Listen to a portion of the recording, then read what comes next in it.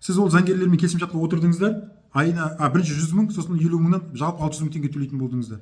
Қараңыздар, ертең ол заңгерлерге хабарласып айтыңыздар, сіздердікі өте қымбат екен, біз келісімшартқа отырмаймыз, тоқтатамыз деп.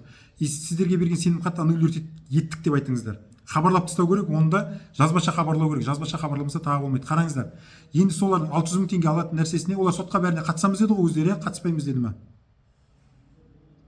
Қатыспаймыз деді. Қатыспаймыз. Біз сол суммаға, мысалы үшін 70 мың теңгеге тапсырып береміз деп отырмыз сіздерге ше.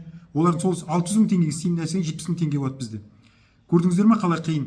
12 мың теңгеге сенімхат істетіп тұр сіздерге. Біз ол сенімхатты істетпейміз. Сенімхат керек емес, сенімхатты нотариустен куәландыру қажет емес сол жерде.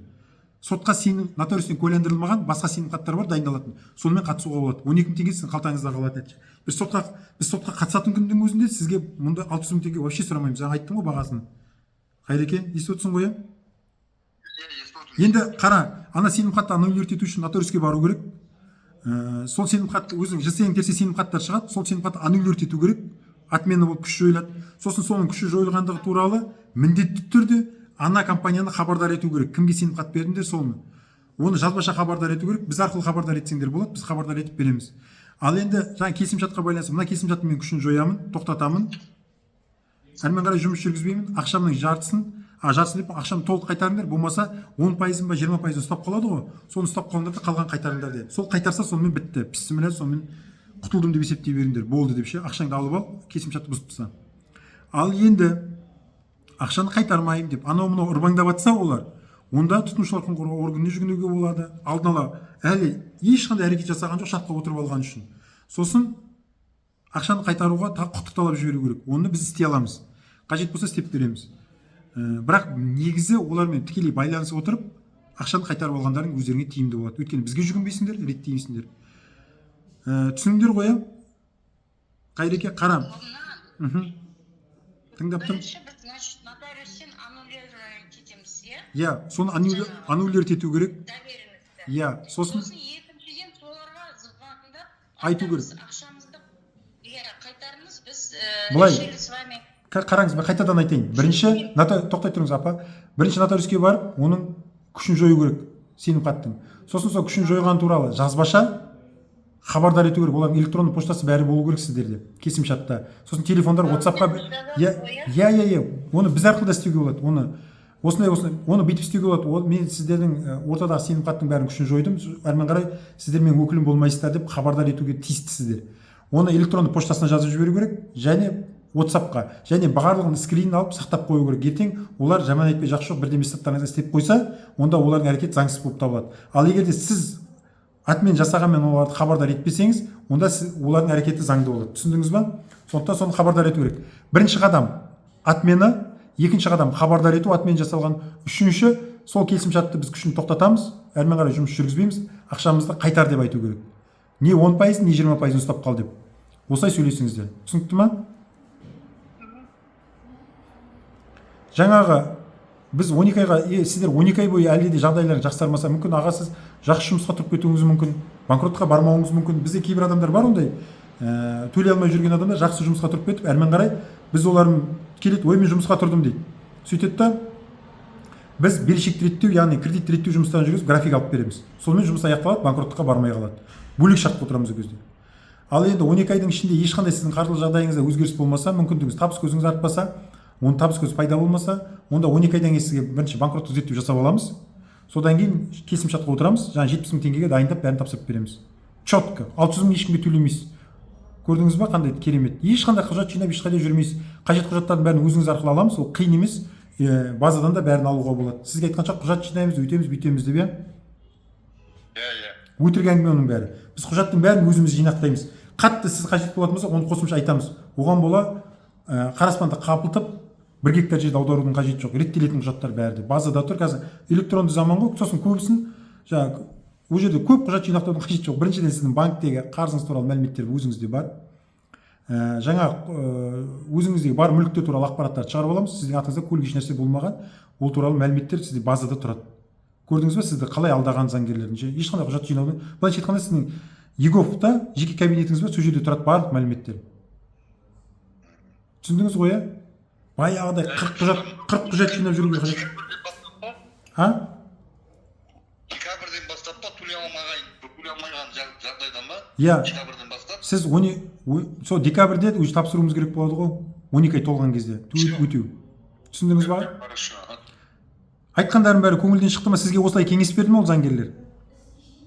Иә, берді. Рахмет сізге. Алла разы болсын. Жоқ, ана қостанайлық заңгерлер айтты ма осындай нәрселердің бәрін сіздерге деймін? Ондай айтқан жоқ.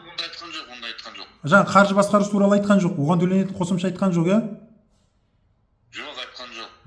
Мен сіздерге осы айтқандардың бәрін аудио қылып жіберіп тастадым. Солар тыңдап, қосымша сұрақтар болса маған айтасыздар. Маған ана екі ортада келісімшарт жіберіңіз, оны да мен қарап жіберейін, қандай мүмкіндіктері бар. Құттықталып жазу керек болатын болса, маған нені жіберіңізші келісімшартты. Мен сізге оларға запись жазып жіберемін. WhatsApp-тан соны жіберіңіз, переслать етіп. Түсіндіңіз ба? Ал енді сенімхаттың атмен жасағаннан кейін бізге ішке келіңіздер, қыздарға. Өздеріңіз істей алмасаңыздар, біз сіздерге сол хабарламаны жіберіп беруді ұйымдастырып береміз. Енді ақылы болады, баға сондай қымбат емес, реттеп айтып береміз оны ше. Болмаса, Қайреке, өзім істей аламын дейтін болсаң, онда оларға бүйтіп істеу керек. Атмені жасадым. Осындай келісім, сенімхат атмені жасалды. Соған байланысты бұл сенімхат бойынша ешқандай өкілдік етпеулеріңізді сұраймын. Осыны хабардар етіп жатырмын. Болды, осымен қызметті тоқтатыңыздар деп. Осылай жазып, WhatsApp-қа да жіберу керек, және неге де жіберу керек. Электронды поштасына да хабарлап жіберіп тастау керек, и скриндерді сақтап қойыңыз өзіңізге. Түсінікті ма? Ал егер де мұның бәрін істей алмай десеңіз, біз істеп береміз осының бәрін. Қыздарға барамыз ғой. Болды. Иә, егер не істеп жатсаңыздар. Бірінші нотариуске барайық, сосын қыздарға барамыз. Иә. Қыздарға я болмаса бәрі нотариуске барып болғаннан кейін, атмен жасап болғаннан кейін сіздер бірінші күндері келіңіздер, мен Қызылордада боламын, сол кезде сіздерге өзім сөйлесіп, жаңағыларын реттеп бергіземін. Түсінікті ма? Түсінікті. Жаңа ғана заңгерлермен отырған договорымды қарап отырмын. Сол бойынша бірде-бір сөз жоқ банкроттыққа қатысты. Бір жерінде банкроттық сөз жоқ. Мына жерде біріншісінде заказчик екінші приложениеге қатысты жұмыстарды орындауға міндеттеніп депті. Қараңыздар. Дымға келген снятие ареста с банковских счетов и ограничение на выезд за границу при необходимости деген. Обжалование незаконных действий коллектора при необходимости. Сіз коллектормен счетымды аш деп, коллектормен проблема бар деп, счетымды аш деп жүгініп тұрған жоқсыз. Сосын подготовка подача обращений кредиторам о реструктуризации задолженностей заказчика, изменение графика платежей, предоставление кредитных каникул. Сіз тек қана график жасауға шатқа отырғансыз былайша айтқанда. Банкроттық туралы еш нәрсе сөз жоқ мына жерде. Ашып бәрі перечинді ашып көрсеңіз, өзіңіз көресіз. Банкроттыққа мүлдем қатысы жоқ мына шарттың ше. Сосын ресейліктер сияқты енді орыстар екен, енді кім біледі, орыс ұлты болғаннан кейін ресейлік па деп ойлап отырмын. Өйткені бір сондай адамдар болды, ресейліктер болып шықты. Шығыс Қазақстаннан болды. Сөйтсек ресейліктер екен, менде нақты мәлімет менде жоқ, бірақ ресейліктер болып шықты, олар кетіп қалыпты, сөйтіп ақшаны жинап алғанда кетіп қалған. Мына жерде енді өзің аға енді көзің ашық қой, енді оқысаң бірде-бір сөз жоқ банкроттыққа қатысты. Мүлдем банкроттыққа қатысты сөз жоқ. Түсіндің ба? Оларға хабарласып бірден айта бер, мен сіздерге банкроттыққа тапсырдым, келісімшартты кеше заңгерлерге көрсетсем, ешқандай банкроттыққа қатысты сөз жоқ. Бір сөз жоқ қой, бір әріп жоқ банкроттыққа қатысты. Түсіндіңіз ба? Мен оны бәрін тексеріп қарап отырмын осы кезде. Сондықтан смело олармен келісімшартты бұза беріңіз. Сіз мысалы үшін Қайреке, сізге банктегі счеттарын аресттеп шешу қажет па? Шетелге шығуға сондай тапсырыс бердіңіз ба? Шетелге шығуға ограничение алып тастады деп. Кредитор банктерге график жасауға арыз тапсырып сұрадыңыз ба? Жоқ. Солар енді мен сізге несін апаға да жіберіп қойдым, өзің де көрерсің. Оқысаң бәрін түсінесің ше. Бір түйір ондай сөз жоқ екенін ше. Сондықтан смело келісімшартты бұза бер олардан ше. Ертең Құдай қаласа онда ертең азындап нотариусқа барып аннулировать етеміз ғой, бұзамыз ғой. Иә, сенімхатты тоқтата беріңдер, а келісімшартты бұза алмайсыңдар. Келісімшартты оларға хабарласып айту керек.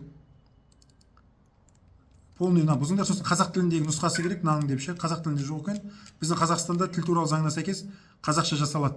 Мынау неге орысша деп айтасың ғой? Просто толтырып жібергенсің, қол қойғаның, иә.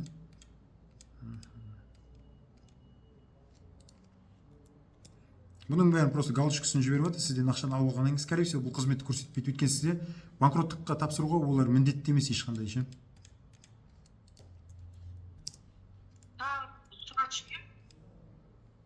Доверенность өзіңізде бар екен, осы доверенностьті көрсетесіз, күшін жойып тастайсыз. Қазір мен қарайын арада маған берген.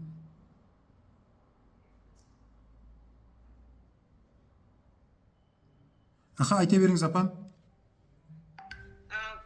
Жүзманда қатты арқылы жібергенбіз. Просто Қайратта счет бәрі жабық болғасын, мен жібергенмін да. ол сіз жіберген кезде ол орысша болып шыққан жоқ, басқа адамға сіз мына заңгерлердің өзіне емес, басқа адам қабылдап тұр сонда, сіздің ақшаңызды, 100 000 теңгеңізді. Онда номер тексерсек, вообще басқа бір әйелдің атында тұр номер. Онда былай етіңіздер. Ертең таңертең сіздер хабарласыңыздар мына адамға. Мен ақшамды қайтару талап етем, болмаса мен ақшаны қайтарып аламын. Өйткені ол бір Павел дейма, біреуге аударып жіберіппін. Ол дұрыс емес. Мен компанияның атына төлеуім керек пе еді, компанияның атынан түсіну керек еді. Сондықтан ақшаны қайтарыңдар, мен сендермен жұмыс істеймін. 100% қайтарыңдар, болмаса сотқа беремін. Сендер туралы прокуратураға бәріне шағымданам, сөйтуіме тура келеді деп айтасыңдар ғой. Түсіндіңдер ғой, сөйтіп айтыңдар. Сосын жаңа нені ақшаны сұраңыздар.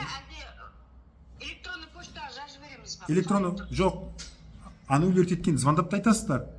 Жазбаша міндетті түрде жіберу керек. Звондап айтқанда ертең дәлелдей алмайсыңдар. Ал жазып жібергенде жаңа жазып жүрген дәлелдей аласыздар. Түсіндіңіздер ма?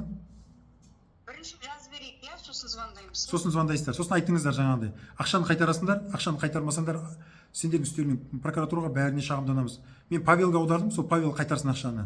Мынандай нөмірге деп, сіз өзіңіздің нөміріңізді көрсетіп, соған аударып жібереді. Сонымен істі тыңдырыңыздар. Сосын келісімшартты бұзу туралы маған келісімшарт жіберіңіздер, сонымен бұзып тастаймыз деп ше. Түсіндіңіздер ма? Сөйтіп айтыңыздар, солай сөйлесіңіздер. Окей? Түсінікті ғой, апа? Өздеріңіз құжаттарды қарасаңыздар